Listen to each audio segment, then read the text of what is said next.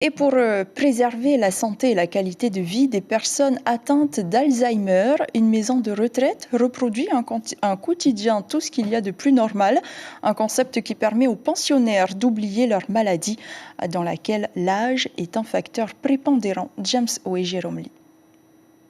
Parmi les pensionnaires, plus de la moitié a développé des symptômes de la maladie d'Alzheimer ou de troubles apparentés.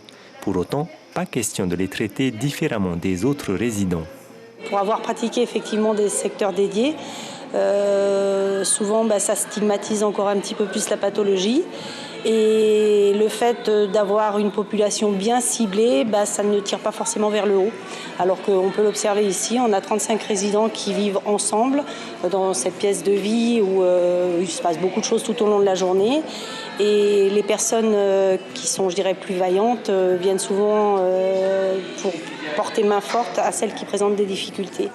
À son ouverture en 2019, le centre d'accueil pour personnes âgées de Pamataï comptait 9 salariés contre une vingtaine aujourd'hui, dont 17 auxiliaires de vie. Calme et détente sont les maîtres mots de la résidence. On ne veut rien imposer, donc le matin on réveille personne, chacun se lève à son rythme.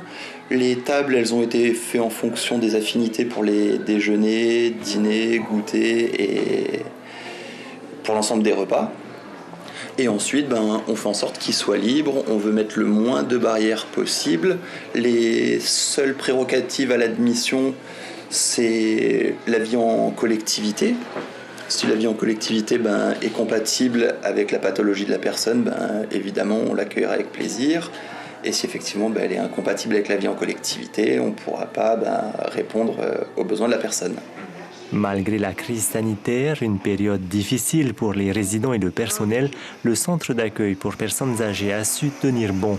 Désormais, les familles peuvent rendre visite à leurs proches à tout moment de la journée. Nul besoin de prévenir d'avance. L'information en continu sur Polynésie la première, Internet et réseaux sociaux.